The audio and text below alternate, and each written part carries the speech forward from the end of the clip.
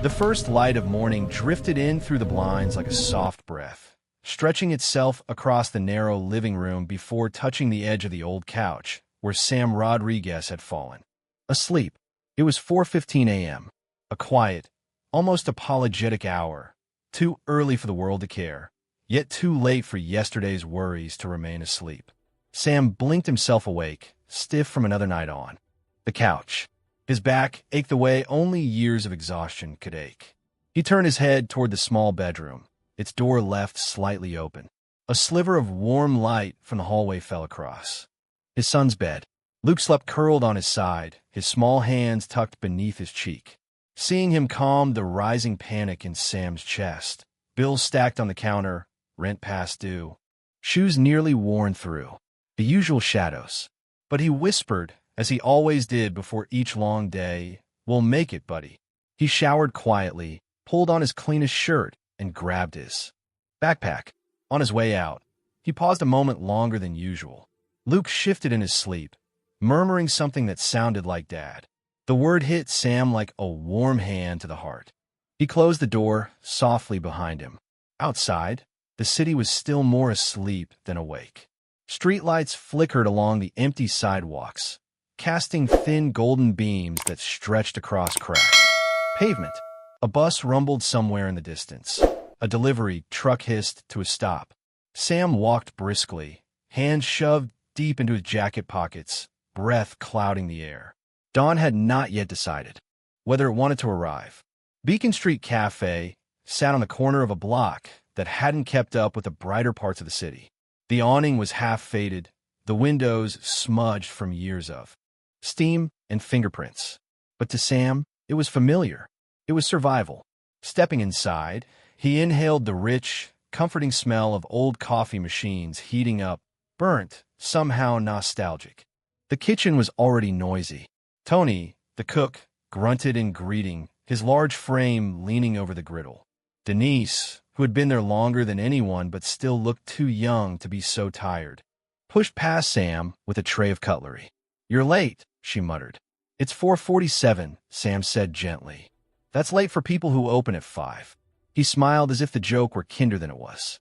Denise passed him again, and this time her expression softened. Not kindness exactly, more like recognition. They were all carrying something heavy. Sam tied his apron and moved to the counter as the first customers trickled in: construction workers, elderly couples, cab drivers. People who were up either too early or too late. He took orders, refilled cups, wiped down tables with automatic efficiency. He didn't mind the work. What weighed on him was the silence in between, when he heard his thoughts too clearly. The bills, the childcare, the dreams he had folded into the smallest corner of himself. Around 6 a.m., a hush slipped into the room.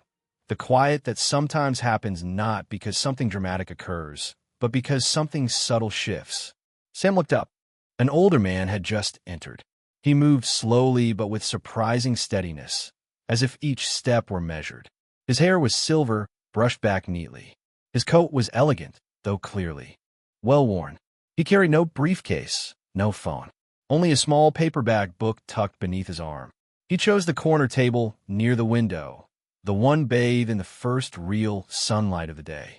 Sam couldn't explain why he noticed every detail. Maybe it was the way the man seemed untouched by the noise around him. Maybe it was the quiet sadness that clung to him like dust on forgotten shelves. "Regular coffee?" Sam asked gently when he approached. The man didn't speak. He simply nodded. There was something familiar about his face, not in a personal way, but in the way people carry the history of their years in their eyes. Eyes that had seen both good days and the kind that arrive uninvited. Sam brought the coffee, then paused when he saw the man's hands tremble slightly as he reached for the mug. Without saying anything, Sam walked back to the counter, cut a slice of toast into 4 small squares, then placed the plate beside the coffee. He had learned a long time ago that dignity wasn't in grand gestures, but in small ones, ones that said, "I see you." The man looked at the toast for several seconds, as if trying to remember something far away. Then, slowly, he lifted his eyes and met Sam's. Something in that gaze caught Sam off guard. It wasn't gratitude exactly. It wasn't sadness either. It was recognition, like the man had been waiting for someone to show him that small kindness. And suddenly, in the quiet between them, a memory surfaced, something Sam didn't know belonged to a man named Theodore Lancaster. A long-ago scene played out in the man's mind. A woman with warm brown eyes, laughter lines deepened by decades of smiling, standing behind the counter of a tiny diner. Her name was Margaret. She used to cut her toast into 4 pieces, telling her customers, "It's easier to hold on to something when it's in smaller parts." The memory passed through Theodore like a breath, then vanished. Back in the cafe, sunlight finally broke through the window fully, spilling across Theodore's table and brushing the back of Sam's hand. Sam didn't move. Neither did Theodore. And then it happened, the moment that would quietly reroute the direction of Sam's life. Theodore lifted his gaze again. His eyes, pale and tired yet piercing, held Sam's for just one more second. A second long enough to feel like a beginning. A second long enough to become a cliff on which a life could turn. Sam stepped back, unsure why his heart felt heavier and lighter at the same time. Outside, the city was finally waking. Inside, something else had begun to stir. The next morning arrived with a softer kind of light. One that didn't push through the blinds the way sunrise sometimes did, but seeped gently into the room, giving Sam a brief, fleeting illusion that life wasn't as harsh as it had been the day before. He woke before the alarm this time. Something inside him felt different. Not lighter exactly, but less numb. Luke, still half asleep, wandered into the kitchen, rubbing his eyes. His hair stuck up in every direction. "You're up early," Sam murmured. "Had a dream," Luke said. "You were cooking pancakes." Sam smiled. "Let's pretend that's not a sign of disaster." Luke giggled softly, the kind of sound that softened any morning, no matter how heavy. Sam packed Luke's school lunch, tied his shoes, and helped him into his jacket. When Luke wrapped his small arms around Sam's waist, Sam held him a second longer than usual. Then, in a moment of impulsive tenderness, he asked, "Want to come with me to the cafe for a little bit before school?" Luke's face brightened. "Really, just for a little while." And that was how the day began, with a little boy skipping beside his father. The world still quiet enough that their footsteps felt like part of the morning rhythm. Beacon Street Cafe was already waking when they arrived. The windows fogged with early steam, the scent of rising dough filling the air. Tony stood at the grill, flipping eggs with a precision he never applied to anything else in life. Denise was setting out the cutlery, her movements faster and sharper than her tired expression suggested. She noticed Luke immediately. "Well, look who's here," she said, softening. "The boss." Luke grinned shyly. Sam mouthed a quiet thanks to her. Kindness always hid behind sarcasm, like a candle behind a curtain, glowing but rarely seen directly. The door chime rang. Theodore entered. As always, he walked slowly, his posture straight but fragile, as if a strong wind might fold him in half. He sat at the same corner table, the light falling around him like a halo of thin gold. Sam brought him his usual coffee. Theodore glanced at Luke, standing behind Sam's leg, holding onto his backpack strap with 2 small fists. "This is Luke," Sam said quietly. "My son." Theodore nodded once, his eyes lingering on the boy with a curiosity, bordering on longing. "Say hello," Sam encouraged. Luke raised a tiny hand. "E." For the first time, Theodore's expression cracked, not into a smile, but into something gentler. The faintest curve, the suggestion of warmth. Sam felt it like a warm wind passing through the room. He brought Theodore another toast, cut into 4 pieces again. This time, when Sam set the plate down, Theodore looked at it for only a brief second before lifting one square and taking a bite. His hand shook less today. "Luke tagd samis apron." "Can I draw?" "Of course," Sam whispered. He gave Luke a napkin and a dull pencil, and Luke settled at the counter, hunched over his tiny canvas with deep concentration. His tongue stuck out slightly, the way it always did when he worked on something important. Minutes passed. Customers came in. Coffee machines hissed. Plates clinked. The day unfolded the way days in cafes always do, noisy and quiet at the same time. Then Luke hopped off the stool. "Dad, I finished." Before Sam could stop him, Luke marched straight to Theodore's table and held up the napkin drawing. A little stick figure man with silver hair sat at a table made of squiggly lines. A bright sun shone through the window. Beside him, another stick figure stood with a plate of toast. Underneath, in crooked letters, Luke had written, "For the man who sits in the sun." Theodore stared at the drawing. Something in his face, something old and buried, moved. His fingers touched the napkin like it was made of fragile glass. Then, slowly and possibly, his mouth curved upward into a small, hesitant smile. It wasn't wide. It wasn't polished, but it was real. And for a moment, the cafe, with its chipped tiles and overused appliances, felt like the center of something gentle and rare. Sam blinked hard. He hadn't expected the moment to hit so deeply. Denise noticed it too. She nudged Sam as she passed him. "You know," she said quietly, "I've worked here 12 years. I don't think I've ever seen him smile." She looked at Sam, her eyes soft despite the exhaustion etched into her features. "You're good at this, you know, taking care of people." Sam didn't have an answer. He felt suddenly aware of the weight inside his chest. The need to keep going, the fear of failing, the ache of wanting a better life for Luke. A rush of orders came in after 7. The room grew loud, forks scraping, coffee pouring, chairs moving. Sam moved through the chaos like he always did, steady, patient, invisible to most. Except today. Today, every time he passed Theodore's table, the old man's eyes followed him with quiet attention. Not intrusive, not demanding, just present. It was a strange comfort. But the warmth of the day didn't change the truth lurking beneath. Sam was still drowning. Bills waited at home. His hours weren't enough. He could hold his breath, but not forever. He didn't let it show. When it was time to take Luke to school, Theodore lifted a hand. Not to wave, not to call him back, but to acknowledge something. Sam nodded in return, a small gesture between two men who understood loneliness in different shapes. The rest of his shift passed in its usual blur. By the time Sam returned home that evening, fatigue sank deep into his bones. He washed the dishes, reheated leftovers, checked Luke's homework. Life went on like a slow, steady march. That night, he fell asleep quickly, but the dream found him anyway. He stood inside the cafe. Only it wasn't morning, it was dusk. The lights were dim. The tables were empty. Outside, a cold wind rattled the window panes. Theodore sat alone at the corner table, shoulders heavy, hands folded, eyes fixed on the door as though waiting for someone who would never come. Sam tried to walk toward him, but the cafe stretched, the distance growing longer and longer, the light fading faster. "Tia, Sam whispered." The old man didn't look up. He only stared at the door, swallowed in quiet. Sam reached for him, but woke instead, breath sharp, heart unsteady. The room was dark.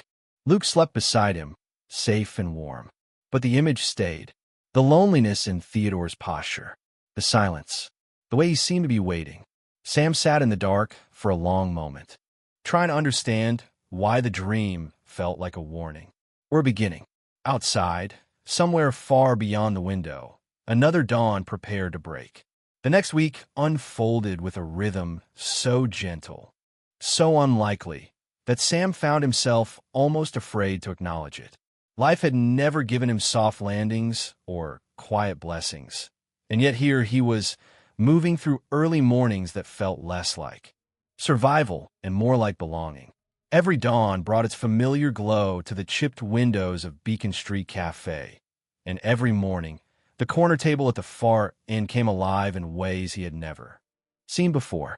Theodore arrived like clockwork, always at 7:15, always with the same steady shuffle, the same worn tweed jacket, the same quiet presence that somehow anchored the room. But something in him had changed since the morning he met Luke. His eyes lifted more easily. His shoulders seemed less burdened. And sometimes, just sometimes, a flicker of memory flashed across his features, like a man rediscovering pieces of himself. And Sam, he felt it too. The shift, the warming.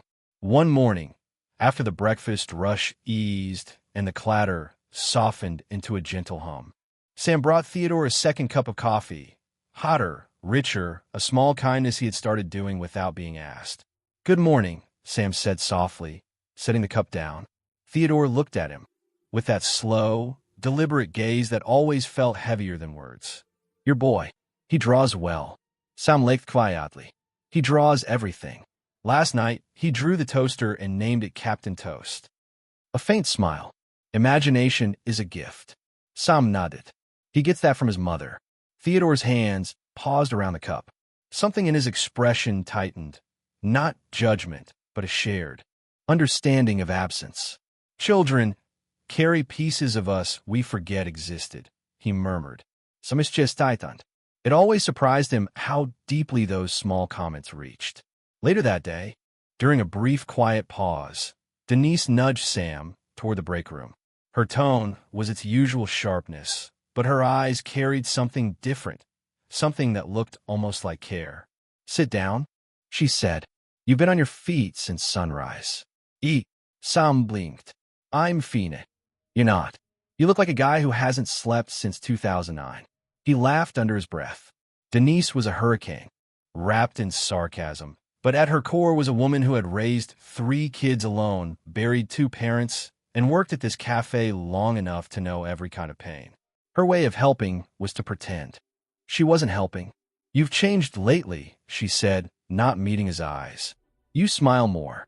"Doi." "Don't get used to it," she warned, but her lips twitched at the corner. "Smiling is bad for your reputation." He didn't tell her what had changed, how he felt something easing inside him, how mornings with Theodore had become more than routine. They were steadiness, connection, something like a reminder that kindness wasn't wasted. Outside, a soft rain began to fall, the kind that tapped gently on the windows like someone trying not to wake a sleeping house. Through the glass, Sam watched people hurry by with umbrellas and hunched shoulders. He felt strangely still inside, anchored by this world that had become his universe. That afternoon, as the cafe emptied, Sam sat at Theodore's table with a rag, wiping crumbs from the edges.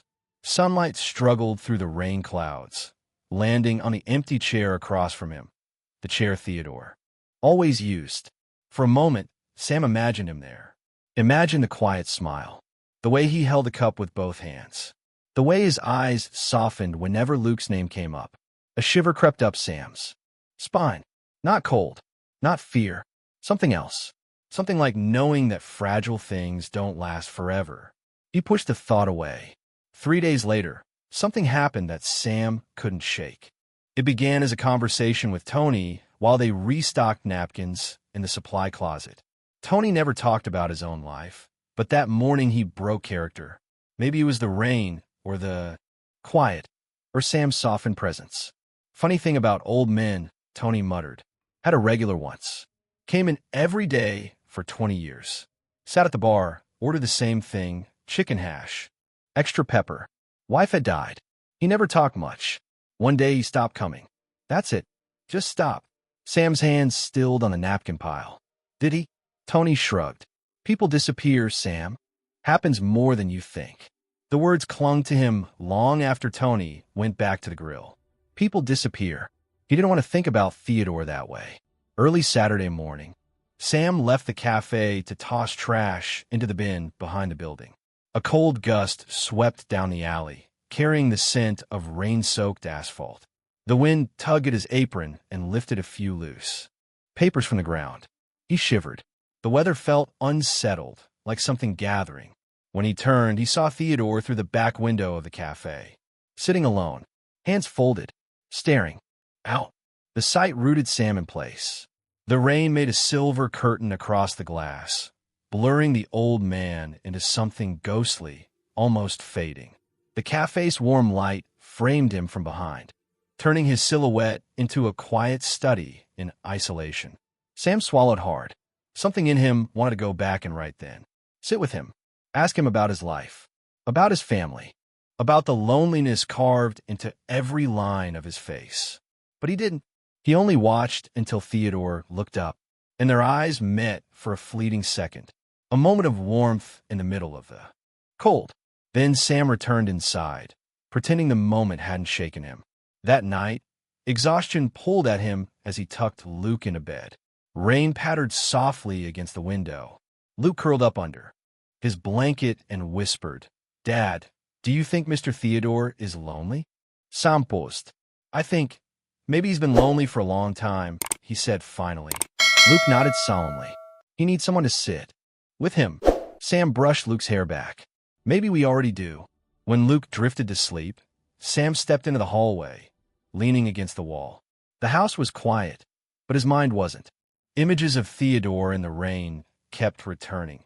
The silhouette, the slumped shoulders, the fragile stillness that looked too much like waiting. Waiting for what? Or for who? Sam didn't know. But unease followed him deep into the night. Then came Monday, the day that changed everything. Beacon Street Café glowed with its usual soft morning light. Sam came in early, humming under his breath as he chopped fruit and prepped the coffee. It was a good morning. Calm, predictable, the kind Sam rarely allowed himself to hope for. At exactly 7:15, Sam placed Theodore's cup on the corner table, dark roast, a hint of cinnamon, steam curling like morning fog. He waited. 7:17, 7:20, 7:30. His heartbeat picked up. Denise raised an eyebrow. Train's probably delayed. But Sam didn't believe it. 7:45, 8 o'clock. The cup had gone cold. Sam's hands trembled slightly as he picked it up. The chair across from him sat empty, sunlight pooling over the wood like a spotlight on absence. He whispered, barely audible, "He's never late." The air felt heavier than the morning should allow. And as the door stayed stubbornly closed, a cold certainty slid through Sam's chest. Something was wrong. The bell above the cafe door didn't ring that morning. It crashed. A violent jolt of metal against metal that cut through the clatter of breakfast plates and the low hum of conversation. Ed snapped up. Even Tony stopped mid-flip over the grill. Sam looked toward the entrance, and the world he knew narrowed into a single, sharp moment of dread. 5 men stepped inside. Not customers, not locals, not anyone who belonged to this tired little corner of Beacon Street, for wore identical black suits and discreet earpieces. They aligned themselves with the precision of men, trained to move without wasting breath. Their presence pulled the air tight. The fifth, positioned between them, moved with quiet authority, an older man in a charcoal suit, silver hair combed neatly. Back, briefcase polished to a cold black sheen. He scanned the room like someone searching for a single, unmistakable face. His sight locked on Sam. "Mr. Samuel Rodriguez?" he asked, voice controlled, even but carrying the weight of someone who never needed to raise it to be obeyed. "Some is titant." "Yes," he managed. "That's me. Is something wrong?" The man stepped closer, bodyguards forming a silent wall behind him.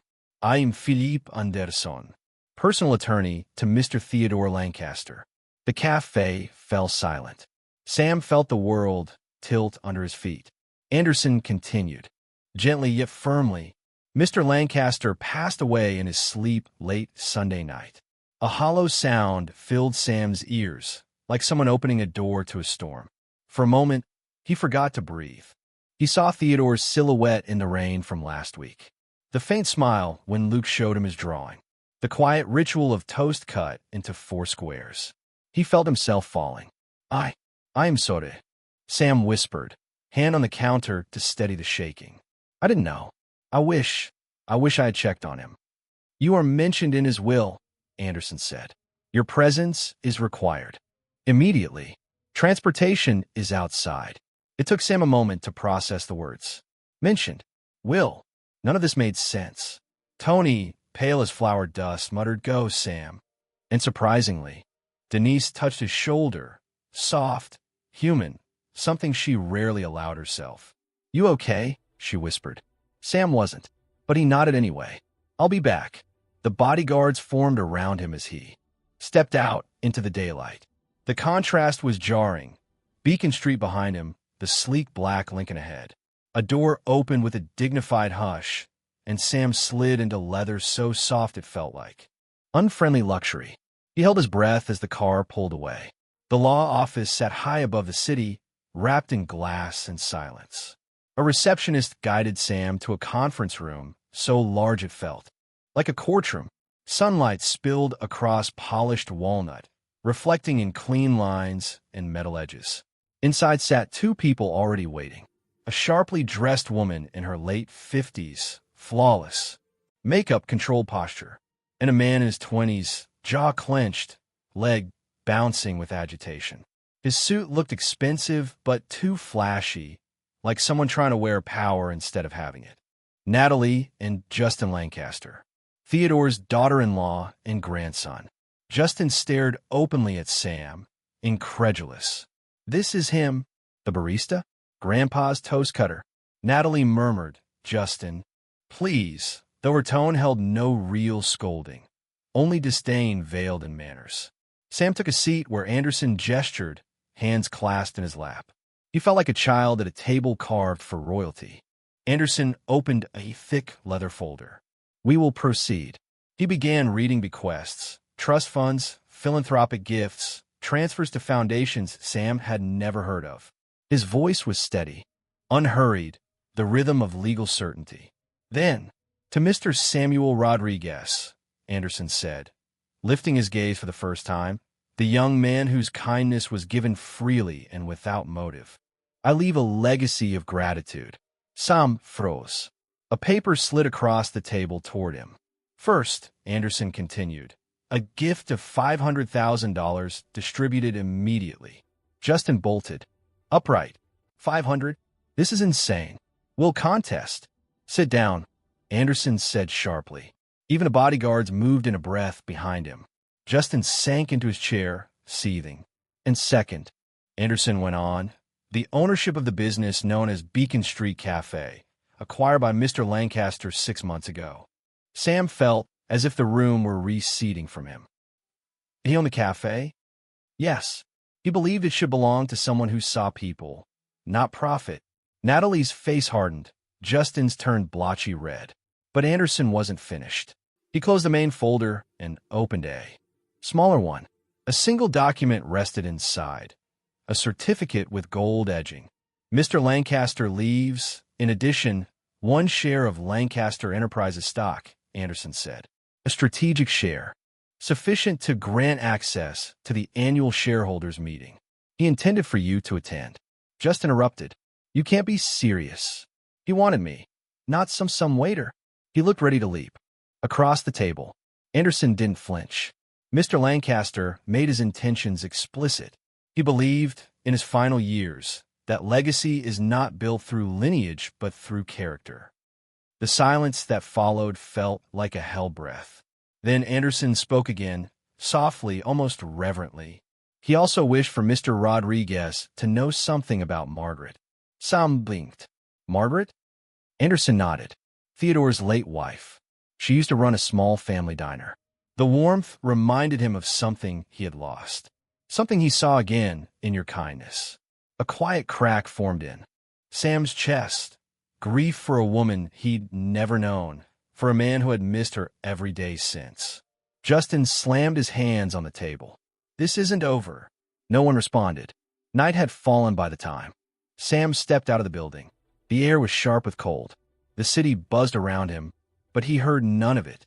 He walked without direction, the streetlights casting long shadows beside him.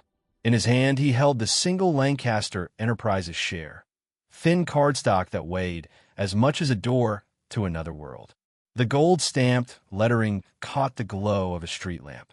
Flickering faintly like a spark he didn't know how to control. He stood there alone on the sidewalk, breath visible in the cold air, heart pounding with an emotion he couldn't name. Shock, fear, responsibility, an ache for Theodore he wasn't prepared for. The city moved on, uncaring, but Sam remained frozen, clutching the certificate like it might shatter. Somewhere behind him, a gust of wind sighed through the alley, rattling a loose sign and sending a chill along his spine. And in that quiet, trembling moment, Sam understood. He had been pulled into a world he didn't choose. One built on power, inheritance, and danger. And there was no way back. The elevator doors slid open with a whisper, revealing the penthouse foyer like the quiet breath before confession. Sam stepped out hesitantly, feeling the plush carpet swallow the sound of his shoes. Everything here smelled faintly of cedar and polished brass. Orderly, elegant, untouched. A world so far from Beacon Street Cafe that, for a moment, Sam wondered if this was a dream he had no right to enter. Philip Anderson walked ahead of him, his steps confident and familiar. "He hasn't let anyone up here in over a decade," Anderson said, pausing at the double doors that led into the main living space. "Not family, not associates, no one." He pushed the doors open. The penthouse unfolded like a private museum. Soft golden lamps illuminated the room without harshness. On the far wall hung pieces Sam had only ever seen in textbooks. An original Monet shimmering like a captured sunrise. A Degas dancer poised mid-motion. A small Van Gogh self-portrait glowing with fierce intensity. But none of it felt boastful.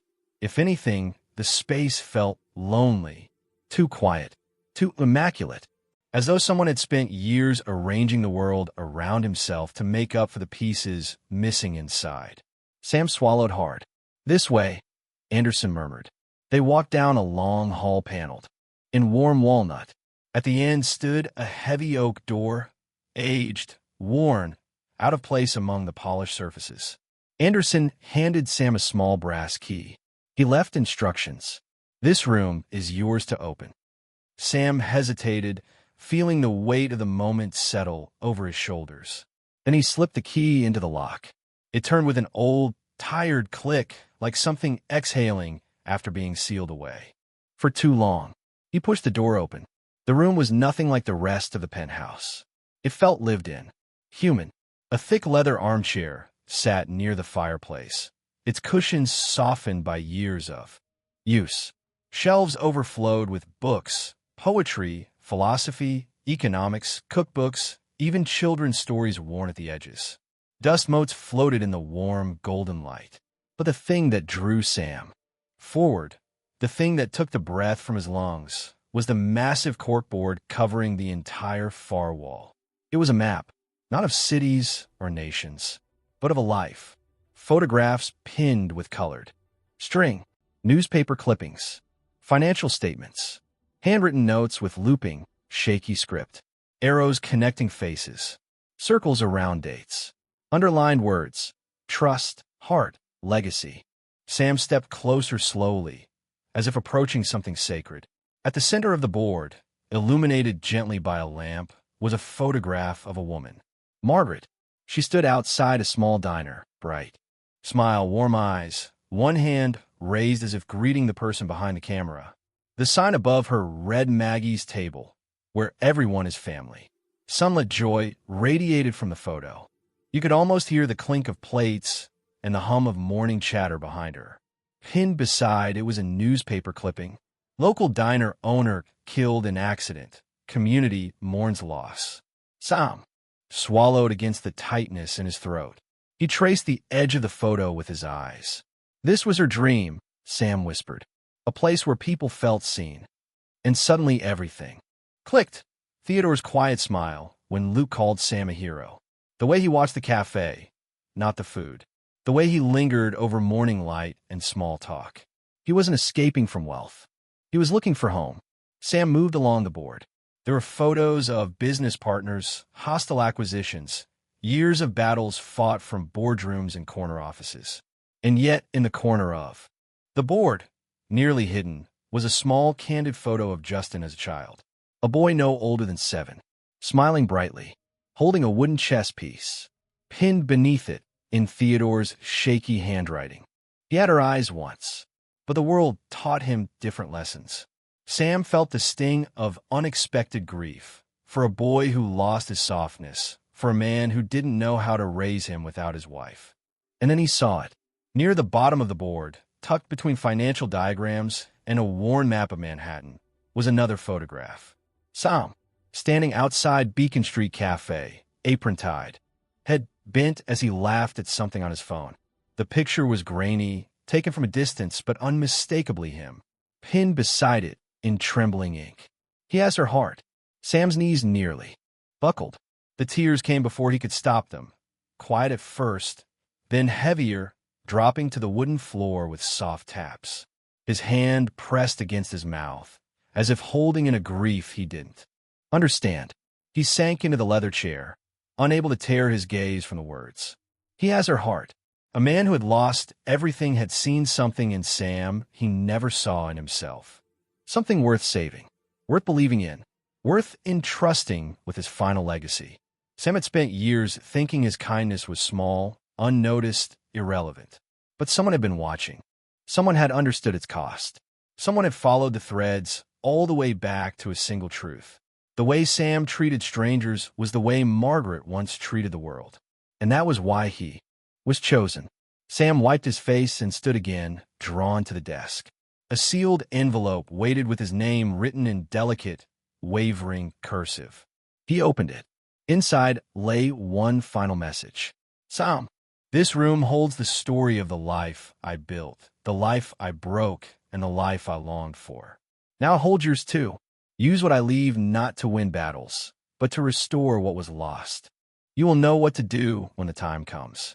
Your friend, Theodore. Sam pressed the letter to his chest, his breath shaking. He stayed there for a long time, long enough for the golden light to fade into the quiet blue of dusk, long enough for the ache in his chest to soften into something deeper, steadier, the feeling of being seen. It was nearly night when Sam finally stepped out of the building. The city felt colder now, more alert. The streetlights flickered in the wind, casting long shadows across the sidewalk. Sam paused before the glass wall of a closed boutique. His reflection stared back at him, tired, overwhelmed, carrying too much, yet holding something new in his eyes. Resolve. He lifted the single Lancaster Enterprises stock certificate from his coat pocket.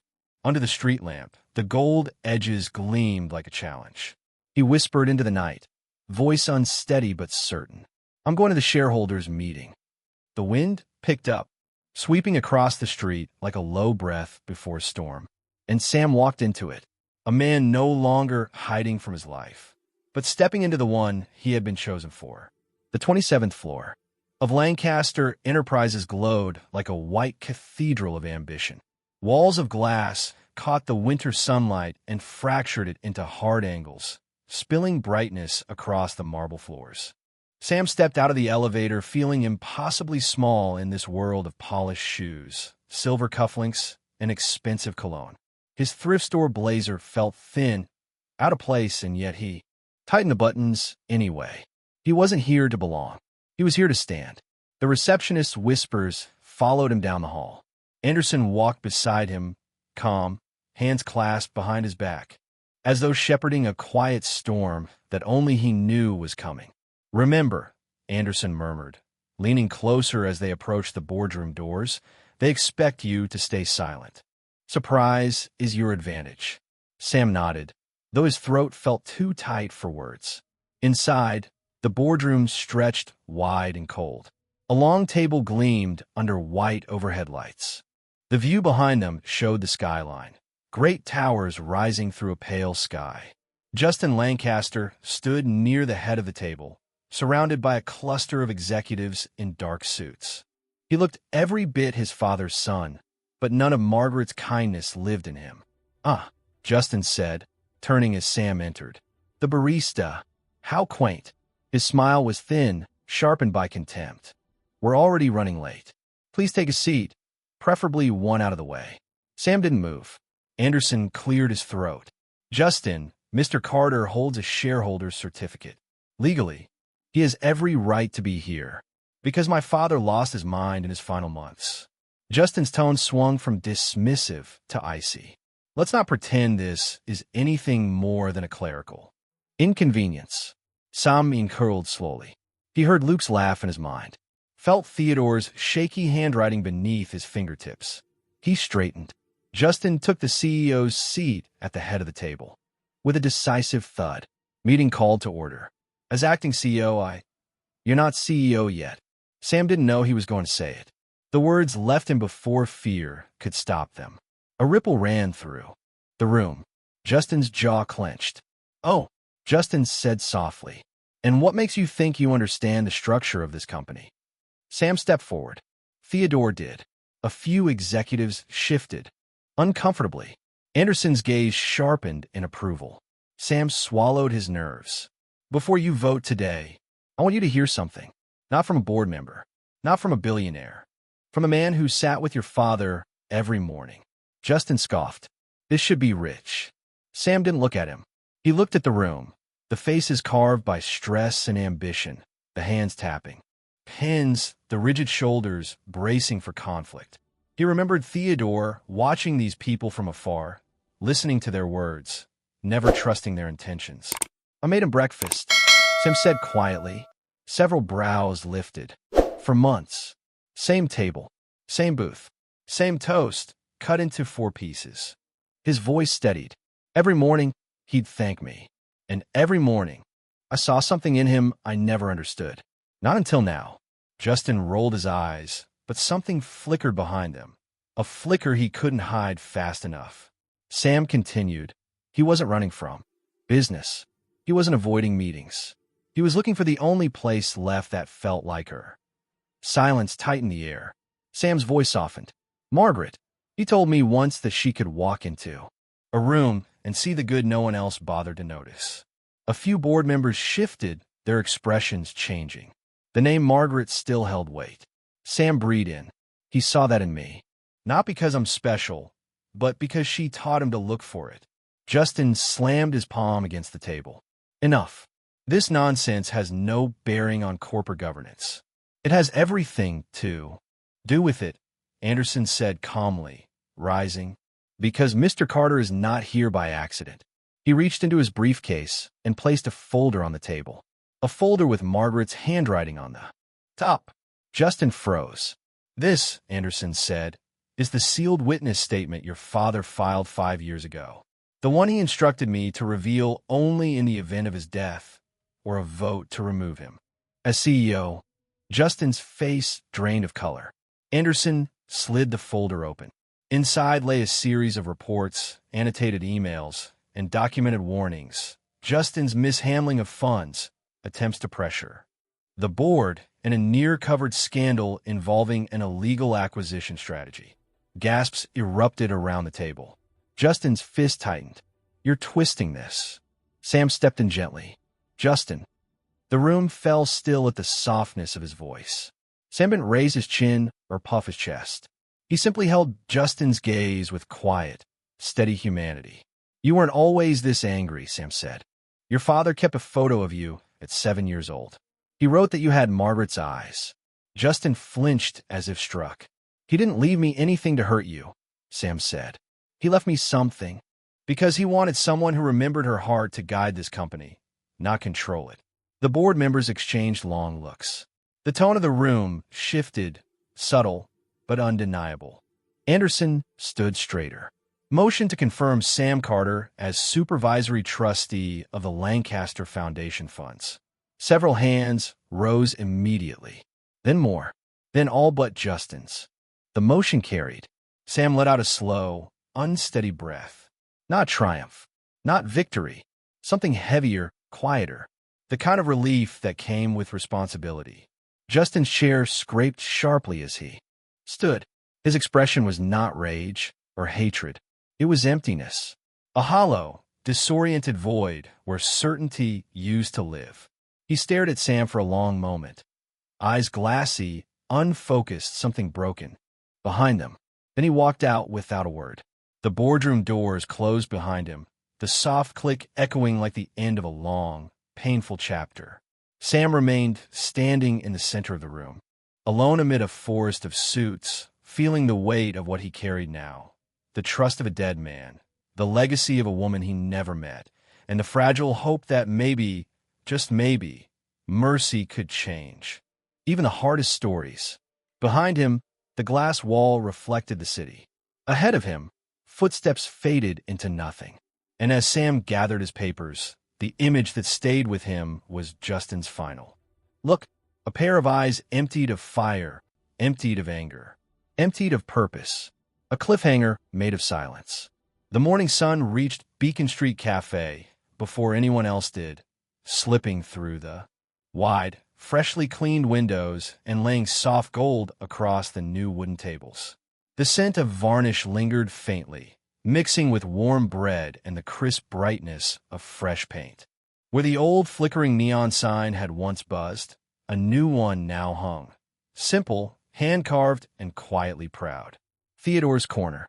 Sam stood outside a moment before unlocking the door, letting the early light settle over him. The wind carried the kind of coolness that doesn't sting anymore, just reminds you you're alive. Inside his chest, something long tight had finally loosened. Luke ran ahead of him into the cafe, backpack bouncing. "Dad, can I set up the chessboard now?" Sam lipped. "Before breakfast, rush? Just for a minute," Luke pleaded, already unzipping the worn case. It wasn't just any chess set. The pieces were wooden, heavy, hand-carved. A faded tag inside the box read, "Property of T. Lancaster." Anderson had found it in the penthouse and sent it with a note. He always meant to teach someone again. Luke placed the pieces with the care of a child handling something sacred. Sunlight made the nights glow amber, the kings shine like polished stone. Sam watched for a moment, a swell of gratitude rising in him. Gratitude to a man who had seen his worth before he ever dared to see it himself. Behind the counter, Tony wiped the griddle with exaggerated seriousness. Same apron, same scowl, yet something gentler lived beneath the furrows of his brow. He grunted, "You did good, kid." Sam blinked.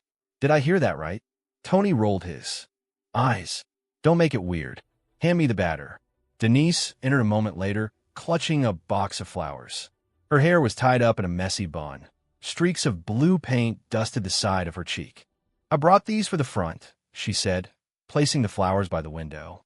"Thought the place could use something alive." "They're perfect," Sam said. She hesitated, biting her lip. "I know I wasn't always kind. Life gets heavy sometimes, and I forgot other people carry weight too." Her voice softened. "I'm trying. Just wanted you to know." Sam nodded, touched. Trying is more than enough. A quiet hum settled into the cafe as the first customers arrived. Regulars noticed the new sign and smiled. Someone snapped a picture. Someone else whispered. He really changed the place. Sam moved easily between tables, refilling glasses, carrying plates, pausing here and there to watch Luke debate his next move over the board. Every few minutes, Sam caught sight of the corner table, Theodore's table, bathed in gentle morning light. It wasn't sadness that swept over him now. It was something warmer. The way sunlight lingers even after the candle is gone. Around 10, the mail carrier dropped off a stack of envelopes. Bills, coupons, a letter for Tony, and one small envelope without a return address. Cream paper, handwriting uneven, as if the writer's hand had shaken. Sam recognized the initials in the corner. Hotel. His breath slowed. He slipped into the back hallway and opened the letter carefully, like it might bruise. "Sam, I don't expect forgiveness.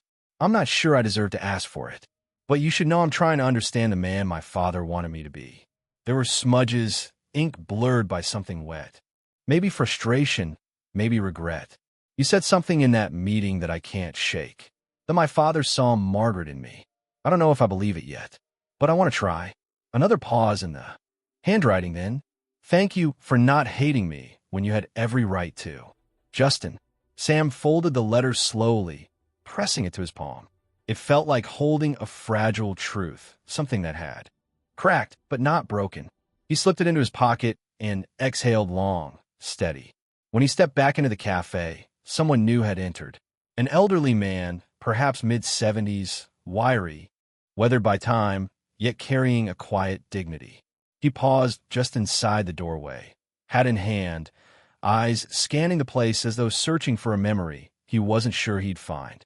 "Good morning," Sam said, stepping forward with his familiar, gentle warmth. "Table for one." The man's gaze drifted toward the corner table, Theodore's corner, before returning to Sam with a tired smile.